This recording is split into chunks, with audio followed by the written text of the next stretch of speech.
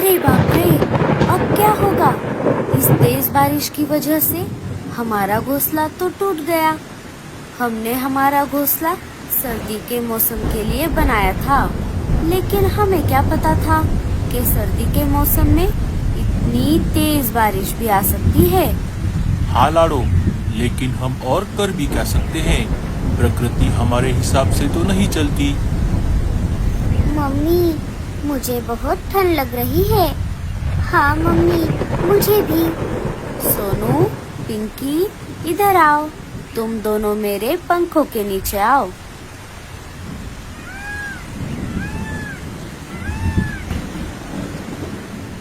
अरे दोस्तों, इतनी तेज बारिश में आप सब बाहर क्या कर रहे हो? क्या हमारी तरह आपका भी घोंसला बारिश की वजह से टूट गया? अरे क्या बताऊं लाडो, मैं तो आराम से मेरे घोंसले में गरम गरम कंबल ओढ़कर सो रही थी। तभी अचानक तेज तूफान की वजह से मेरा घोंसला हिलने लगा और देखते ही देखते तेज बारिश भी शुरू हो गई। और तुम्हें तो पता ही है कि मेरा घोंसला गोबर से बना हुआ है और हाल ही में मैंने मेरे घोंसले की छत पर गोबर लगाया था। वो अभी ठीक से सूखा भी नहीं था। अचानक इतनी तेज बारिश की वजह से मेरा घोंसला टूट गया। वो तो अच्छा हुआ मैं और टूनी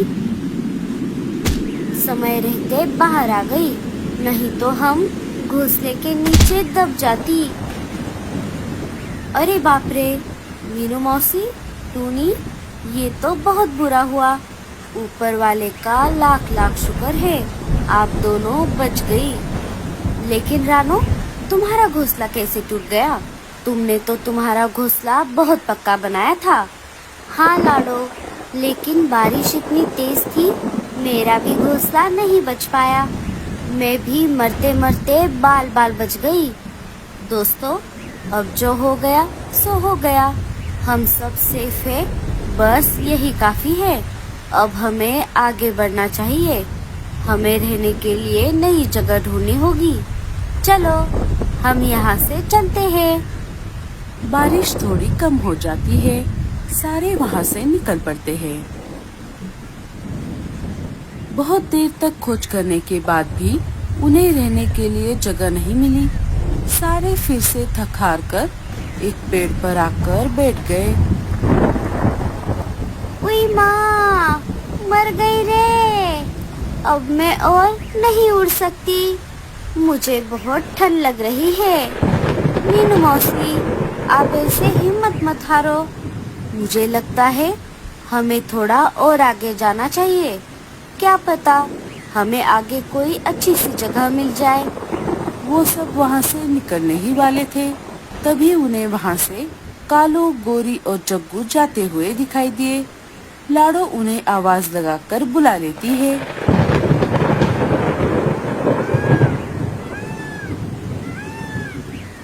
अरे दोस्तों, आप सब यहाँ कैसे? टूनी सारी बात कालू को बता देती है। इस अचानक आई हुई बारिश की वजह से हमारा भी घोंसला टूट गया, लेकिन मैं एक जगह जानता हूँ जहाँ पर हम रह सकते हैं। मैं, गोरी और जग्गू वहीं पर जा रहे थे। अब हम सब साथ मिलकर वहाँ जाएंगे। अरे कल मुहे, क्या तुझे हमारी याद नहीं आई जो तू अकेले अकेले वहाँ पर जा रहा था? अरे मीनू मौसी, आप गुस्सा मत करो। हमें नहीं पता था कि हमारी तरह आपके भी घोंसले टूट गए हैं, इसीलिए हमने आपसे नहीं कहा। लेकिन हम सब अब साथ में वहाँ जाएंगे। हम जहाँ जा रहे हैं वो एक इंसानी बस्ती है। वहाँ के एक झोपड़ी के बाहर एक बहुत बड़ा पेड़ है। उस पेड़ पर बहुत सारे घोंसले हैं। हमारे नए घोंसले बनने तक हम सब वहीं रहेंगे। चलो, हम सब चलते हैं। थोड़ी देर उड़ने के बाद सारे उस जगह पर आ जाते हैं। वहाँ पर आकर उन्होंने देखा उस पेड़ पर पहले से ही 2-4 घोंसले बने हुए थे और वहाँ पर पहले से ही दाना पानी भी रखा हुआ था। लेकिन कालू भैया, ये तो इंसानी बस्ती है। क्या हमें यहाँ पर कोई खतरा नहीं होगा? अरे नहीं लाडो, इंसानी बस्ती तो यहाँ से बहुत अंदर है। ये घर हमारे जंगल के पास और इंसानी बस्ती के बहुत बाहर है। यहाँ पर एक औरत अपने पति के साथ रहती है। मैं यहाँ पर बहुत बार आ चुका हूँ। हमें यहाँ पर कोई खतरा नहीं है। वैसे तो हम यहाँ पर हमेशा के लिए रह सकते हैं, लेकिन हम ऐसा नहीं करेंगे। जब तक हम हमारा नया घोंसला नहीं बना लेते, बस तब तक हम यहाँ पर रहेंगे। लेकिन कालू भैया, मैंने तो सुना है कि इंसान बहुत बुरे होते हैं। वो पंछियों को पकड़कर बाजार में बेच देते हैं। अरे नहीं टूनी, ये परिवार ऐसा नहीं है। ये देखो, ये पंछियों को खाने के लिए दाना पानी भी रखते हैं। अगर फिर भी आप सबको यहाँ पर सेफ नहीं लग रहा, तो हम एक काम करते हैं। बस आज रात के लिए हम यहाँ पर रुकते हैं और कल सुबह होते ही हम यहाँ से चले जाएंगे। रात हो जाती है। सारे अपने लिए एक एक घोंसले ले लेते हैं। अनाज खाकर, पानी पीकर सब सो जाते हैं। सुबह हो जाती है। सुबह होते ही उस घर की मालकिन सुमा बाहर आ जाती है। जब उसने पेड़ की तरफ देखा, उसे घोंसले में पंछियों की आवाज सुनाई दी। अरे वाह, ऐसा लगता है घोंसलों में कोई नए मेहमान रहने आए हैं। जरा देखूं तो ये कौन से पंछी है। अरे भागो रे, भागो! लगता है ये औरत हमें पकड़ने आई है। अरे कौन है? कौन हमें पकड़ने आया है? ओई माँ, मर गई रे! अब क्या होगा? अब ये औरत हमें पकड़कर ले जाएगी और बाजार में बेच देगी। मेरी तो अब तक शादी भी नहीं हुई। अरे मीनू मौसी, जरा रुक जाओ। पहले देख तो लो, ये आंटी क्या कर रही है। अगर पकड़ना ही होता तो ये हमें कब का पकड़ चुकी होती। अगर हमें कोई खतरा लगा तो हम यहाँ से भाग जाएंगे। अरे पंछियों, तुम सब डरो मत। मैं आप सबको कोई नुकसान नहीं पहुंचाऊंगी। मैं तो बस आपको देखने आई थी और मैं आपको ये बताने आई हूँ कि मैं आपको रोज दाना पानी डालूंगी। पर आपको एक बात का ध्यान रखना है। मैंने यहाँ पर जो सब्जियों का बगीचा लगाया है, आप उसे कोई नुकसान नहीं पहुँचाओगे। हुश! अच्छा, तो ऐसी बात है। आंटी, आप उसकी चिंता मत करो। हम सब आपके बगीचे को कोई नुकसान नहीं पहुंचाएंगे। ठीक है फिर, आप सब यहाँ पर आराम से रहो। अब मैं चलती हूँ। देखा मीनू मौसी, मैंने कहा था ना आपसे, ये आंटी हमें नुकसान पहुंचाने नहीं आई थी।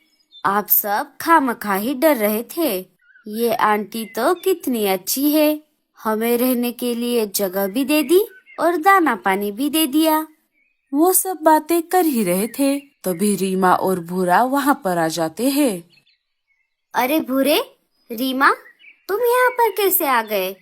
वैसे ही मीनू मौसी, जैसे आप सब यहाँ पर आए हो। हमें ये जगह पहले से ही पता थी, लेकिन आपने ये अच्छा नहीं किया। हम दोनों को अकेले वहाँ छोड़कर आप सब यहाँ आ गए। क्या आपको हमारी जरा भी याद नहीं आई? अरे रीमा, हमें नहीं पता था कि हमारी तरह तुम्हारा भी घोंसला टूट गया है। हम तो नए घोंसले के तलाश में भटक रहे थे। वो तो अच्छा हुआ, कालू भैया को ये जगह पता थी, वही हम सबको यहाँ पर लेकर आए हैं। अच्छा हुआ भूरे, तुम दोनों यहाँ पर आ गए। लेकिन एक प्रॉब्लम है। कौन सी प्रॉब्लम मीनू मौसी? तुम दोनों को रहने के लिए अब यहाँ पर एक भी घोंसला नहीं है। सारे घोंसले तो हमने ले लिए। अब तुम दोनों कहाँ पर रहोगे? मीनू मौसी, आप उसकी चिंता मत करो, हम हमारा देख लेंगे। चलो रीमा, यहाँ से चलते हैं।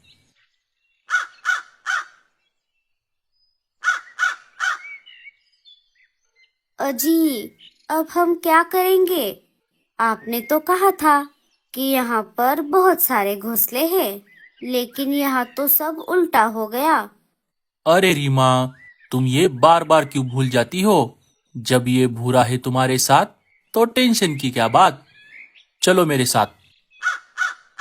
भूरा और रीमा वहाँ से निकल जाते हैं।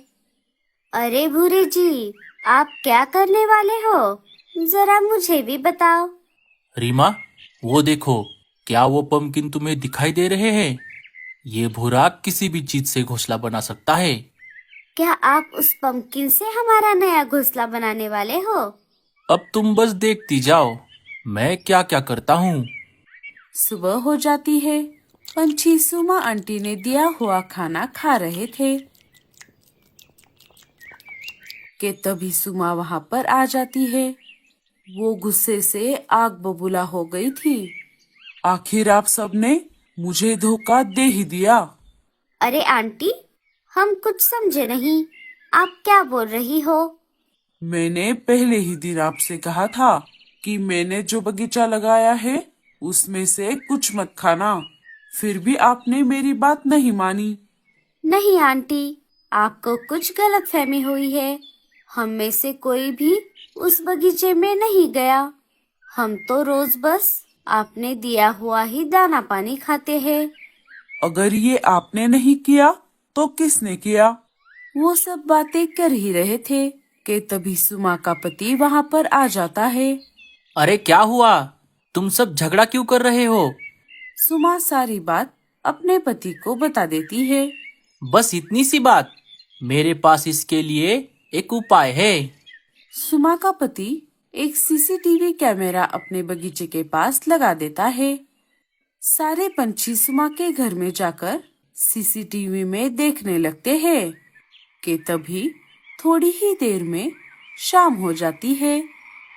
शाम होते ही भूरा और रीमा सुमा आंटी के बगीचे में आ जाते हैं। अरे वाह वाह वाह वाह, कितनी मस्त जिंदगी है। जो मन में आए वो खाओ और आराम से पंपकिन के घर में रहो। लेकिन भूरे जी, ये सब कितने दिनों तक चलेगा? कभी ना कभी तो हमारा भांडा फूट ही जाएगा। अरे रीमा, तुम टेंशन मत लो। हम तो पहले से ही काले हैं और अभी तो अंधेरा हो गया है। हमें कोई नहीं देखेगा।